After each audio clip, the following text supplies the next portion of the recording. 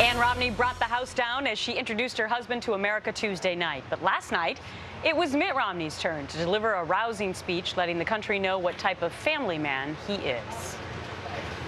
Those weren't the easiest of days. Many long hours and weekends working, 5 young sons who seemed to have this need to reenact a different world war every night. But if you ask Ann and I what we'd give to break up just one more fight between the boys, or wake up in the morning and discover a pile of kids asleep in our room, well, every mom and dad knows the answer to that. And joining us now, the wife of the presidential nominee, Ann Romney. Good morning to you, Ann. Oh, good morning. Oh, Gretch, just listening to that again, I get emotional, so. I know, and you know, Ann, I was going to tell you that so many millions of parents who were out there last night probably watching the same thing all got choked up. I know that I did. I'm sure Steve and Brian did as well. We'd all like to have those moments back when our kids are little, right? Right, and I'll have to tell you, after Mitt's speech was over, all of the children, my sons, my daughter-in-laws, my grandchildren were back in the room, and my one daughter-in-law, who has 5 boys, she said, "Hey, guess what? I can give you that opportunity if you want. Come on to my house. You can have it tomorrow morning." Oh, that's perfect. No, okay, so we're taking a look, Ann, at the balloon drop, and the whole family is there, all who are in Tampa. After your husband, gave the biggest speech of his life, what did he say to you, and what did you say to him regarding how well he did? I just gave him a great big hug and just told him it was fantastic. I thought it was fantastic. I was so thrilled because of the tone that he had. It was a serious tone. It talked a lot about where he was coming from, what kind of a guy he is. I want America to see that side of Mitt. It was such a great night for me because there were so many testimonials there of people that knew us and have known us all these years and saw Mitt giving service where there was no camera, there were no lights, there was no recording. And that to me was so powerful because that's what my children saw. They saw their father living by example. They didn't learn from a textbook that you help out your neighbor. They saw their dad doing it. And to me, I was so grateful for that night so that the rest of America can have a peek into this guy's life. And can you give us a peek into the Romney life over the last few days? Because this has been about you guys. All the pressure on you guys to talk about your family. A lot of people don't want to do that. To get through these 3 days and know millions will be watching. I know. You know, it's hard to open yourself up to all of those things, and it's hard to share, but I think it was great last night because a lot of people that had been with us and through these years and had known us so well and knew what kind of a guy Mitt was, were so frustrated, and they finally were so grateful to have the chance to say, "Are you kidding me? This is who this guy is. He's been for us. He's been there. He's the kind of guy that visits in the hospital when your child is dying of cancer. He's the kind of guy that takes a Thanksgiving dinner over to a family who's been up in the hospital for months at a time." And so, you know, for me, it was an emotional journey.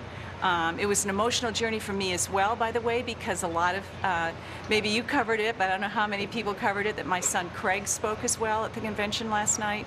Yes. So it was just a great night for our family. He spoke in Spanish too. He was multilingual last night. But you know, many people say, Ann, that you are the secret weapon for your husband, and it sure seemed like it on Tuesday night because you were so incredibly natural. I mean, for those of us who do this on a daily basis, maybe it wouldn't be so difficult. But for you, my goodness, you get up on stage, it looks like you do it every single day. How did you prepare? Yeah, I couldn't wait to get on stage. And the funny thing is, I was much more nervous last night for Mitt than I ever was for myself. I was thrilled to death. I was excited about my talk. I knew what I wanted to say. I felt very confident in the voice that I wanted people to hear. I felt very confident that I wanted women to know that we hear their voices and that I have heard their voices. And we are not going to forget those voices that I've heard all across this country talking about how concerned they are about their jobs and how concerned they are about their children and the legacy of debt that we're going to leave those kids. So those voices were in my soul, and I could hardly wait to give my speech. You know, it was all about, people were suggesting, we wonder whether or not Mitt Romney's going to be able to connect with America. He connected in a big way. I mean, when he was telling the story about your kids and talking about his mom and dad and the Rose, there were tears in his eyes, there were tears in our eyes. And now this morning, I think people are waking up and they're going, you know what, I saw Mitt Romney last night. He'd do okay. I thought he was, I'm so pleased. I really am. I'm so pleased that people got to see the side of Mitt that I know so well. All right, I want you to hear what Matt, your son, said about you last night. Listen. I went to Mom if I ever needed money, because you never went to Dad. He was way too cheap. My dad didn't have the right bulb, so he replaced it just with whatever bulb he had. The problem is it sticks out way too far and blinds you as you cook. So he just solved that with some tin foil and duct tape. I got one of those lights, too. I don't know if you could hear that very well, Ann, but one thing I will give you credit for, you and Mitt, I remember when the boys were in their bus and I had the chance to go inside and tour it, and the bathrooms were clean. So that's all I wanted to let you know, that you raised them well. Oh, well, I can promise you that did not happen when they were little. Yeah. The Obamas apparently have said that they did not watch any of the RNC. Will you be watching the DNC next week? I believe I will. I want to hear the president speak, and I hope, I'm assuming Michelle will speak. I'll want to hear her speak. Yes, I certainly will. Absolutely. And finally, the report is that after Mitt Romney lost to John McCain for the nomination, he got an offer from a fund, $30 million a year, go back into the financial world and have all types of success. How hard was it? How hard was the decision not to do that? Well, you know, we're used to kind of passing offers up like that. So for us, our life is not about making money. We've been very blessed financially. But, you know, we've got what we need, and, you know, our life is now about giving back. And so, you know, I always trust that Mitt can always make another dollar. And the poor guy, he took no pay when he did the Olympics, and that was 3 years. He took no pay as governor for 4 years. You know, and that's the kind of guy he is. We feel like it's our time to give back. Yeah. Before we let you go, are you worried at all about the divisiveness that has been brought about through this campaign, and now as we're clicking down on the last 67 days, are you worried about that next week with the DNC convention and then moving forward to Election Day?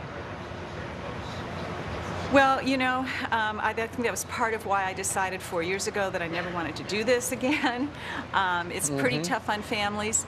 But I also made another decision when we decided to go forward, that I was going to just keep positive in my own soul and about where we were coming from, be resolute, be firm, be committed to a better future for America. And you're not going to knock me off, and I know why we're doing this, and I know how important this is, and I know how important it is for America. And yes, it's going to be tough, but I've done tougher. There you go. Get out the asbestos suit. All right. Ann Romney joining us from here in Tampa. Thank you very much. You've had a big week, a big night, but you got, as Gretch said, 67 more before the big day and people vote. Thank you very much for joining us live today. Thank you. Good luck.